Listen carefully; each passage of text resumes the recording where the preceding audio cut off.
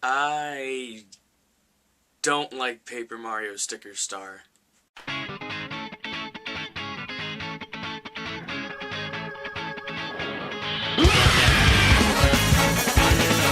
I really didn't. And a little bit of insight, Paper Mario is one of my favorite game series of all time.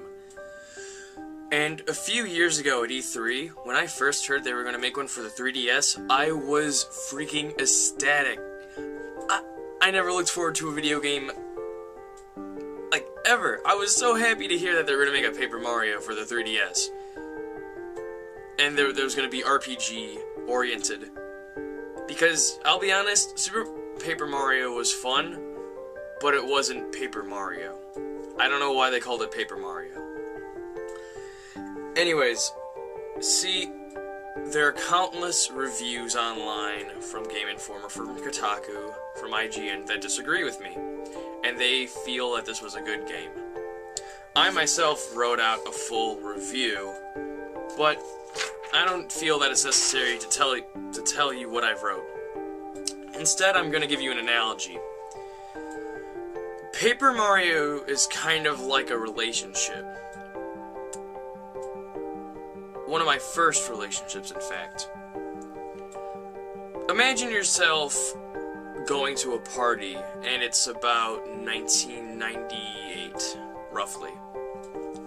You meet a girl there who's different from all the other ones. She dresses differently. She doesn't rely on platforming. She also has an amazing sense of humor. And at the time, you've seen yourself dating girls who all go with the norm. All the girls that you've dated have been collective platformers.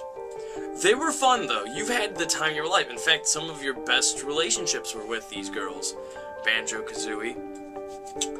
And so you start talking to this girl. She introduced herself as Paper Mario.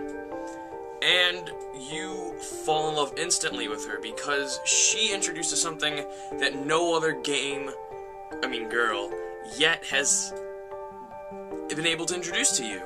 She introduces a level of depth, ironically, through Paper Mario, and you just find yourself deeply enthralled with this universe, this turn-based RPG that you've only seen from Pokemon.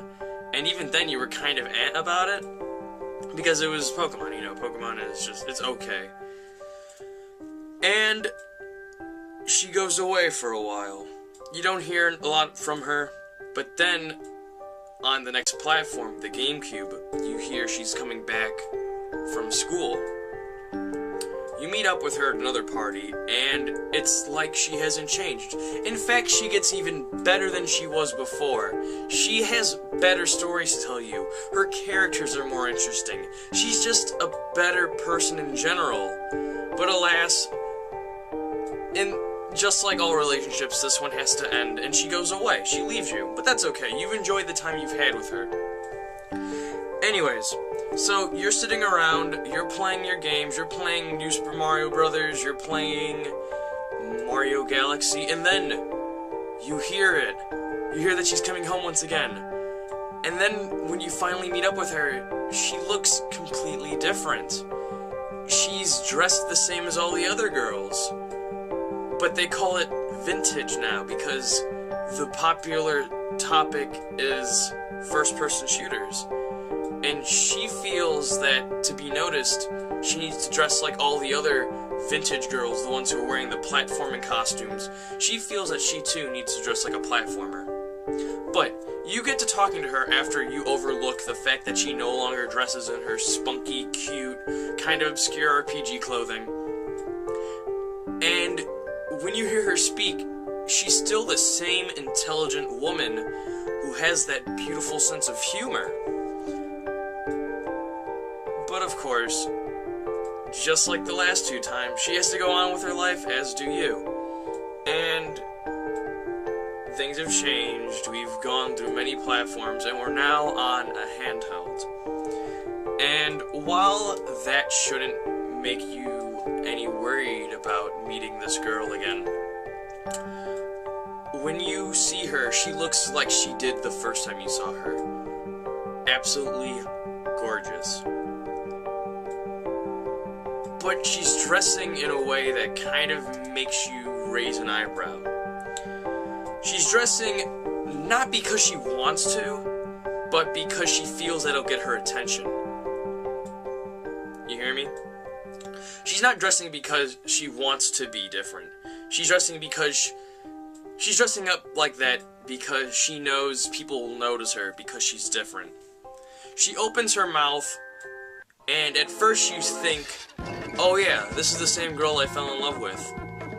Something's off. You then continue to listen, and you hear her make jokes at her expense. She starts pointing out the fact that she's paper.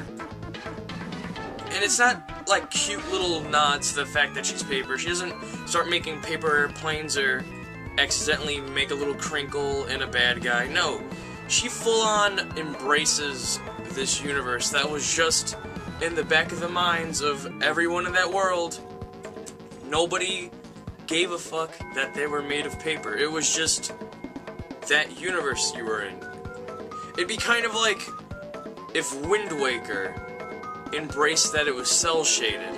It'd be kind of like if Limbo pointed out that it was in black and white to you. You could clearly see that she was different, but you had to continually nudge her and make paper puns. And you realize that she's just making fun of the fact that she's different. She no longer knows what it was that you fell in love with, but she's trying. See, this game, I wanted to like it. And after so many disappointments from other game series I love, I just feel like I'm just jaded.